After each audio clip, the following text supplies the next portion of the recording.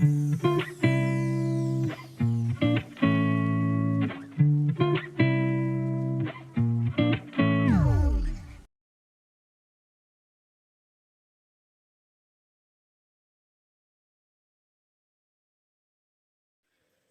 ಉಳ್ಳಾಗಡ್ಡಿಯಿಂದ ಗರಿಗರಿಯಾದ snack ಮಾಡೋಕ್ಕೆ ಬೇಕಾಗಿರುವ ಪದಾರ್ಥಗಳು.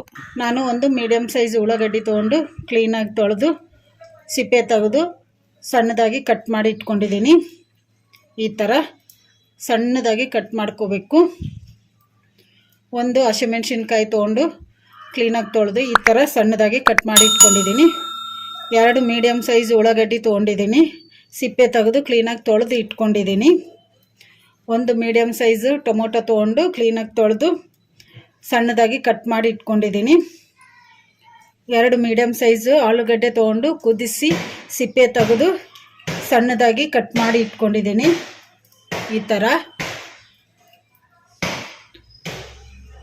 ಚಾಟ್ ಮಸಾಲ, ಒಂದು ಸ್ವಲ್ಪ ಕೊತ್ತಂಬರಿನ ಕ್ಲೀನಾಗಿ ತೊಳೆದು ಈ ಥರ ಸಣ್ಣದಾಗಿ ಕಟ್ ಮಾಡಿ ಇಟ್ಕೊಂಡಿದ್ದೀನಿ. 3/4 ಕಪ್ಪಷ್ಟು ಕಡಲೆ ಹಿಟ್ಟನ್ನು ಜಲ್ಡಿ ಹಿಡಿದು ತೊಗೊಂಡಿದ್ದೀನಿ.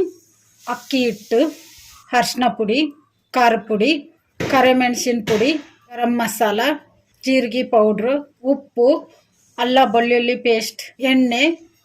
ಎರಡು ಉಳ್ಳಾಗಡ್ಡಿಯಿಂದ ಗರಿಗರಿಯಾದ ಸ್ನ್ಯಾಕ್ ಹೇಗೆ ಮಾಡೋದು ನೋಡೋಣ ಬನ್ನಿ. ಎರಡು ಉಳ್ಳಾಗಡ್ಡಿಯನ್ನು ಈ ಥರ ಕಟ್ ಮಾಡ್ಕೋಬೇಕು.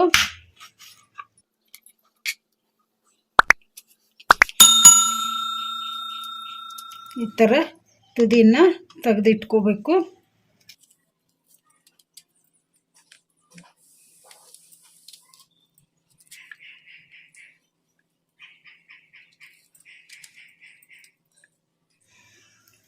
ಈಗ ಈ ಥರ ಎಲ್ಲ ಕಟ್ ಮಾಡಿ ತುದಿನ ತೆಗೆದಿಟ್ಕೊಂಡಿವಲ್ಲ, ಈಗ ಉಳ್ಳಾಗಡ್ಡಿನ ಈ ಥರ ಒಂದೊಂದು ಎಳೆಯನ್ನು ತೆಗೆದಿಟ್ಕೋಬೇಕು.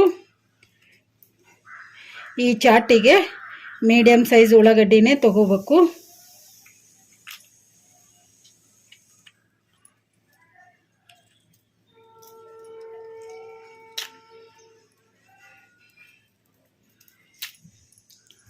ಎರಡು ಉಳ್ಳಾಗಡ್ಡಿ ಇದ್ದರೆ ಸಾಕು, ಚಾಟ್ ಮಾಡ್ಕೋಬೋದು.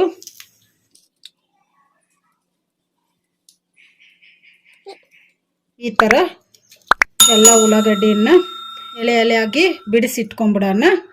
ಈ ಥರ ಎಲ್ಲವನ್ನು ಎಳೆಯಾಗಿ ಬಿಡಿಸಿಟ್ಕೋಬೇಕು ಉಳ್ಳಾಗಡ್ಡಿಗೆ. ಈಗ ಹಾಗೇನೆ ಇವು ಸಣ್ಣದಾಗಿ ಉಳಿದಿರ್ತಾವಲ್ಲ, ಇವು ಕೂಡ ಏನು ವೇಸ್ಟ್ ಆಗಲ್ಲ.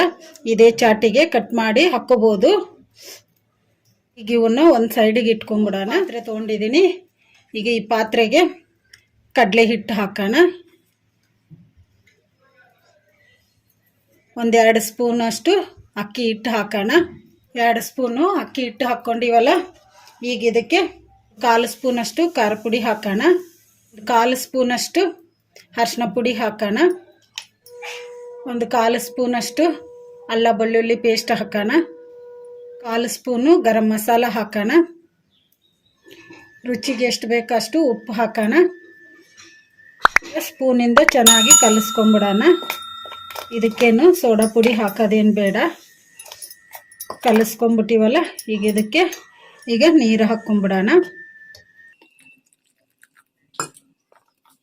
ಒಂದೇ ಸಲ ಜಾಸ್ತಿ ಹಾಕ್ಕೋಬಾರ್ದು, ಸ್ವಲ್ಪ ಸ್ವಲ್ಪ ಹಾಕಿ ಕಲಿಸ್ಕೋಬೇಕು. ಇನ್ನು ಸ್ವಲ್ಪ ನೀರು ಹಾಕೋಣ.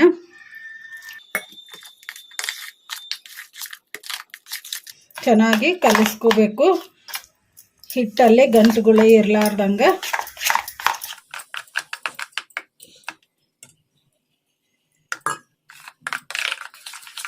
ಈ ಹಿಟ್ಟನ್ನು ಸ್ವಲ್ಪ ಮಂದಕ್ಕೆ ಕಲಿಸ್ಕೋಬೇಕು. ಬಜ್ಜಿ ಹಿಟ್ಟಿಗಿಂತ ಇನ್ನು ಸ್ವಲ್ಪ ಮಂದಕ್ಕೆ ಇರಬೇಕು. ಇಷ್ಟಿದ್ರೆ ಸಾಕು, ಇಷ್ಟು ಮಂದಕ್ಕಿದ್ರೆ ಸಾಕು. ಚೆನ್ನಾಗಿ ಕಲಿಸ್ಕೊಂಡಿವಲ್ಲ, ಈಗ ಇದನ್ನು ಒಂದು ಸೈಡಿಗೆ ಇಟ್ಕೊಂಡ್ಬಿಡೋಣ. ಇನ್ನೊಂದು ಪಾತ್ರೆ ತೊಗೊಂಡಿದ್ದೀನಿ. ಈಗ ಈ ಪಾತ್ರೆಗೆ ನಾವು ಸಣ್ಣದಾಗಿ ಕಟ್ ಮಾಡಿ ಇಟ್ಕೊಂಡಿದ್ವಲ್ಲ ಉಳ್ಳಾಗಡ್ಡಿ, ಈಗ ಇವನ್ನ ಹಾಕೋಣ. ಹಸಿಮೆಣಸಿನ್ಕಾಯಿ ಸಣ್ಣದಾಗಿ ಕಟ್ ಮಾಡಿ ಇಟ್ಕೊಂಡಿದ್ವಲ್ಲ, ಈಗ ಇದನ್ನು ಹಾಕೋಣ.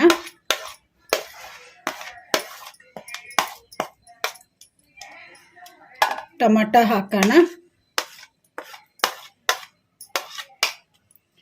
ಆಲೂಗಡ್ಡೆ ಹಾಕೋಣ,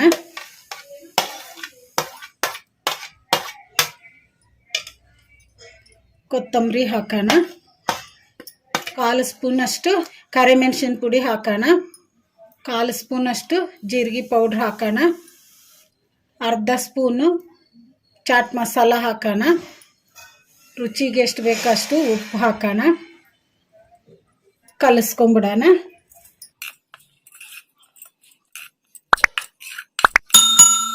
ಚೆನ್ನಾಗಿ ಕಲಿಸ್ಕೊಂಬಿಟ್ಟಿವಲ್ಲ, ಈಗ ಇದನ್ನು ಒಂದು ಸೈಡಿಗೆ ಇಟ್ಕೊಂಬಿಡೋಣ. ನಾನು ಸ್ಟವ್ ಆನ್ ಮಾಡ್ಕೊಂಡು ಸ್ಟವ್ ಮೇಲೆ ಒಂದು ಕಡಾಯಿ ಇಟ್ಕೊಂಡಿದ್ದೀನಿ. ಕಡಾಯಿಗೆ ಡೀಪ್ ಫ್ರೈಗೆ ಎಷ್ಟು ಬೇಕೋ ಅಷ್ಟು ಎಣ್ಣೆ ಹಾಕಿಟ್ಟಿದ್ದೀನಿ. ಎಣ್ಣೆ ಕೂಡ ಬಿಸಿಯಾಗಿದೆ. ಈಗ ಇದಕ್ಕೆ ನಾವು ಕಡಲೆ ಹಿಟ್ಟನ್ನು ಕಲಸಿಟ್ಕೊಂಡಿದ್ವಲ್ಲ, ಈಗ ಇದಕ್ಕೆ ನಾವು ಕಟ್ ಮಾಡಿ ಇಟ್ಕೊಂಡಿರೋ ಕೊತ್ತಂಬರಿ ಹಾಕಿ ಕಲಿಸ್ಕೊಂಬಿಡೋಣ.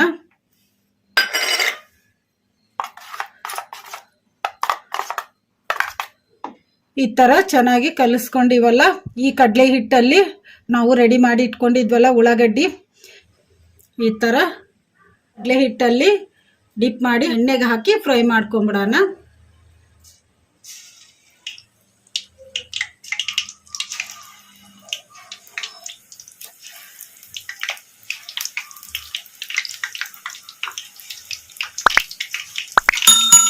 ಸಾಕು, ಇಷ್ಟು ಮೀಡಿಯಂ ಫ್ಲೇಮಲ್ಲಿ ಫ್ರೈ ಮಾಡ್ಕೋಬೇಕು. ಈ ಥರ ಟರ್ನ್ ಮಾಡ್ಕೊತ ಫ್ರೈ ಮಾಡ್ಕೋಬೇಕು. ನಾವು ಎಣ್ಣೆಗೆ ಹಾಕಿದ ತಕ್ಷಣವೇ ಟರ್ನ್ ಮಾಡ್ಕೋಬಾರ್ದು, 1-2 ನಿಮಿಷ ಬಿಟ್ಟು ಟರ್ನ್ ಮಾಡ್ಕೋಬೇಕು.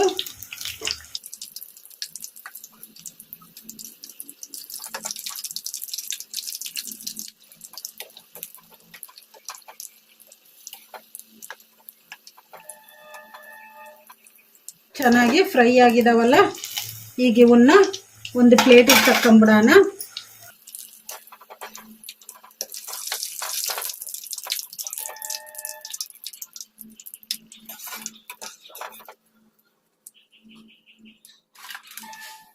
ಒಂದು ಪ್ಲೇಟಿಗೆ ತಕ್ಕೊಂಬಿಟ್ಟಿವಲ್ಲ, ಈಗ ಇದನ್ನು ಒಂದು ಸೈಡಿಗೆ ಇಟ್ಕೊಂಬಿಡೋಣ.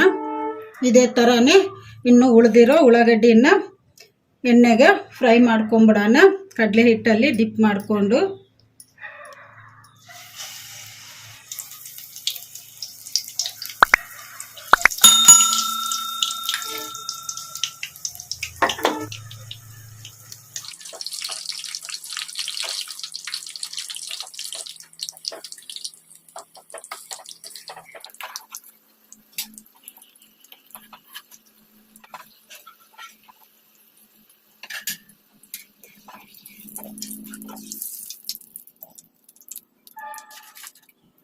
ರೆಡಿ ಆಗಿದಾವಲ್ಲ, ಈಗ ಇವನ್ನ ಒಂದು ಸೈಡಿಗೆ ಇಟ್ಕೊಂಬಿಡೋಣ.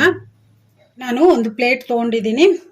ಈಗ ಈ ಪ್ಲೇಟಿಗೆ ನಾವು ರೆಡಿ ಮಾಡಿ ಇಟ್ಕೊಂಡಿದ್ದೀವಲ್ಲ ಉಳ್ಳಾಗಡ್ಡಿ ಸ್ನ್ಯಾಕ್, ಈಗ ಇವನ್ನ ಪ್ಲೇಟ್ನಲ್ಲಿ ಇಟ್ಕೊಂಬಿಡೋಣ. ಈ ಥರ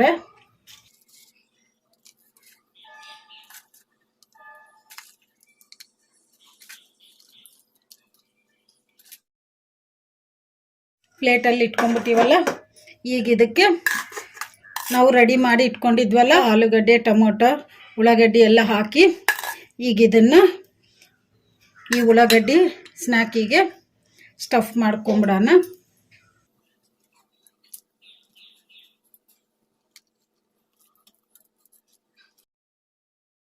ಎಲ್ಲದಕ್ಕೂ ಈ ಥರ ಸ್ಟಫ್ ಮಾಡ್ಕೊಂಬಿಡೋಣ.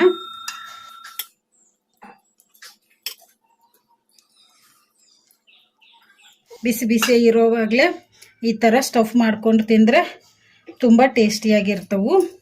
ರೆಡಿಯಾಗಿದೆ ಉಳ್ಳಾಗಡ್ಡಿ ಗರಿ ಗರಿಯಾದ ಸ್ನ್ಯಾಕ್. ಈಗ ಇವನ್ನ ಈವ್ನಿಂಗ್ ಸ್ನ್ಯಾಕ್ ಥರ ಮಾಡಿಕೊಂಡು ತಿನ್ಬೋದು. ಚೆನ್ನಾಗಿರ್ತೈತಿ, ತುಂಬ ಟೇಸ್ಟಿಯಾಗಿರ್ತೈತಿ.